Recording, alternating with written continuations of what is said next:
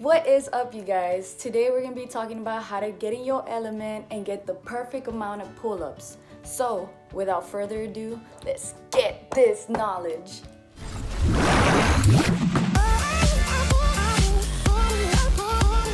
So the first step is finding a pull-up bar. It doesn't have to be a real pull-up bar. You can literally go anywhere as long as you can mount the bar and it could sustain your weight. Finding somewhere where you could do pull-ups, whether it be anything that you could literally hang from. Anything you could hang from. Step number 2 is mount the bar. When you're mounting the bar, one thing you want to keep in mind is which muscles you want to use. Right now we're going to be talking about grips. There are like 3 different grips. It's for the pull-ups, which would be like this, the regular pull-up. Then it would be this one, which is the side, but this one doesn't work on. So the third kind of pull-up is underhand grip. Underhand grip, you're usually just using your biceps, a little bit of your forearm, and the top part of your back. When you're doing the underhand pull-up, you would typically only get to about 5 to 7 pull-ups, typically, because this muscle is a lot smaller. In comparison to like using your whole back muscle when you're doing like overhand like pull-ups, you know? The underhand pull-up goes like this. I don't know if I know how to do this. I don't know if I know how to do one.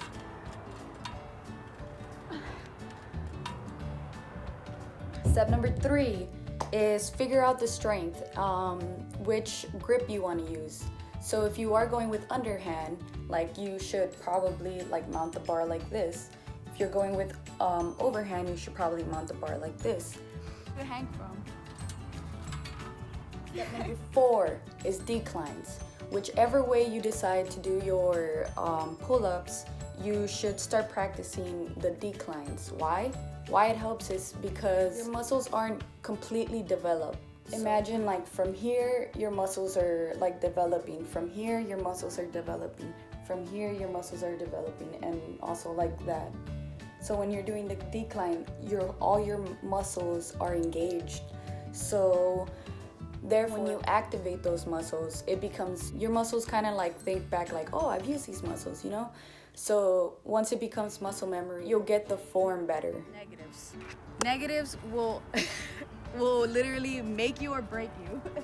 So negatives, you want to kind of jump up and start at the top of the pull-up. So you'll start right here, and then you'll hold for as long as you can until you can't hold it no more. And then once you go to the bottom, you want to like do that all over.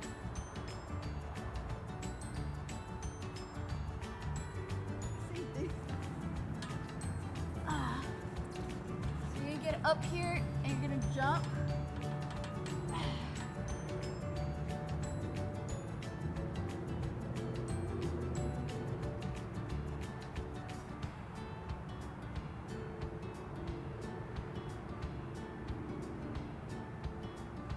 And when you get down here, you're gonna grab yourself, put yourself up again, and repeat.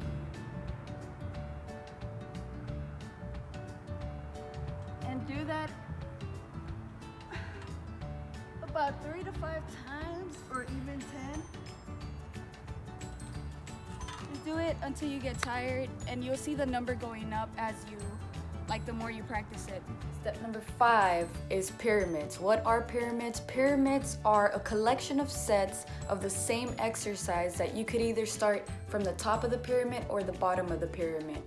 If you start from the top of the pyramid, it would sound like 1 pull-up, then 10 push-ups, 2 pull-ups and 10 push-ups, 3 pull-ups and 10 push-ups, 4 pull-ups and 10 push-ups, then you reach 5, and let's say that's your max right now, you can't do more than 5. Then you would go back up. Then you would go 4 pull-ups and 10 push-ups, 3 pull-ups and 10 push-ups, 2 pull-ups and 10 push-ups. Then you go back to 10 push-ups, and you're done. And that is a full pyramid. You could go up to 5 or 10 or 15, but remember, you should probably go back up or go back down, however you want to start it. But the reason for pyramids are to kind of fatigue your muscles. So let's say you are doing pull-ups and you can get about 3. Well, those 3, like when you're fatiguing your muscles when you're doing push-ups, your muscles will get tired. So if you're able to do 3 pull-ups when your muscles are tired, that means you can probably do 5 to 6 pull-ups when you are like well rested and like your max set, you know, when you're doing the PFT. Consistency and pyramids. What I mean by pyramids is, let's say you are only able to do 1 pull-up. So let's say you get up there and you do the pull-up, and then you do 10 push-ups.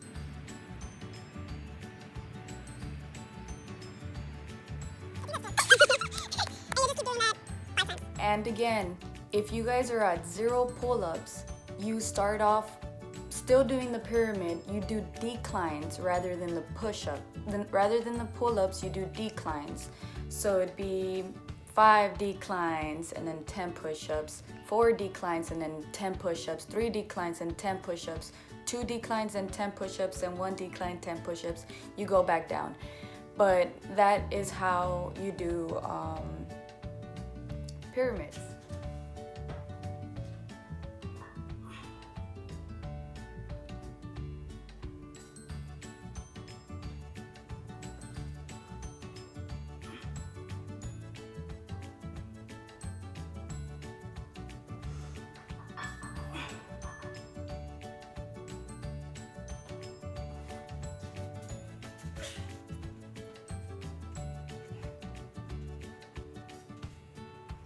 Step number 6 is, let's say you are at the 1 of 5 pull-up mark. You know, you land somewhere between 3, maybe 4, maybe 5, but you're somewhere in between that, and you want to get to the 5 to 10, you know, pull-ups, or the 10 to 15.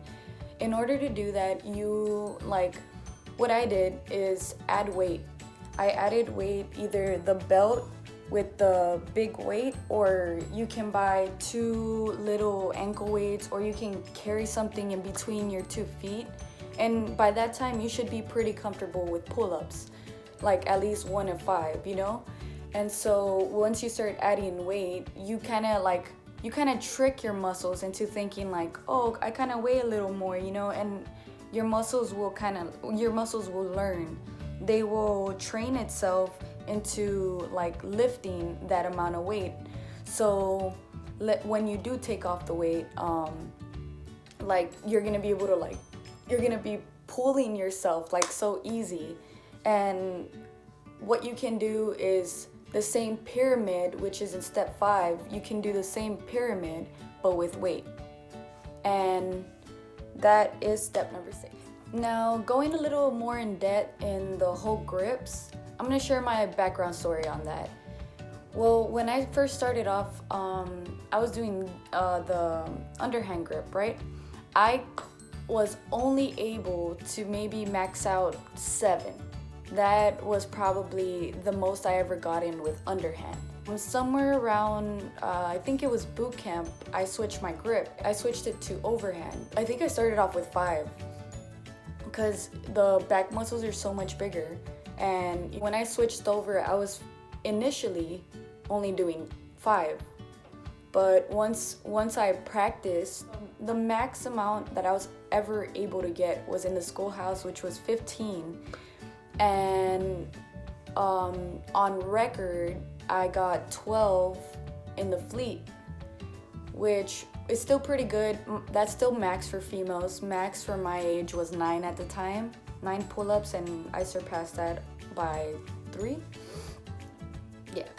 I'm not gonna tell you which one is more superior, because obviously you know your body best. Like, the biggest reason I switched grips was because I had carpal tunnel. I found out in boot camp I had carpal tunnel in my what's it called, wrist. So when I started doing pull-ups, like my whole like wrist would go numb, and that's why I had to switch grip. The biggest thing on this is like, find your rhythm and don't give up, because like that's literally with everything, it's just a rhythm, finding a rhythm, you know? And that makes it go by faster. That makes your workouts go by faster. That makes your day go by faster, your weeks, your months, you know, your years. It's just having a rhythm and, you know, like keeping it up and staying motivated. Today we talked about pull-ups and how a consistent plan plays a big role in getting a perfect score in the PFT. I will be putting the most up-to-date like max for females. I will go ahead and put the PFT calculator, like a link below, so you guys could, like, let's say you guys are practicing your full PFT, which is a 3-mile run, pull-ups and sit-ups. And if you guys want to practice it and put in your, what's it called, your scores into the calculator, it would show you what you would potentially get. All right, you guys, now that concludes the video for today. Thank you guys so much if you guys made it this far, and I hope your pull-up journey goes amazing and you guys show results fast. I do believe in you guys. Please like and subscribe if you like this video. Leave some comments down below on what you want to see next, and if you guys have any questions, you guys can always email me, or you guys can inbox me in my Instagram and I will answer. Thank you guys so much. Peace.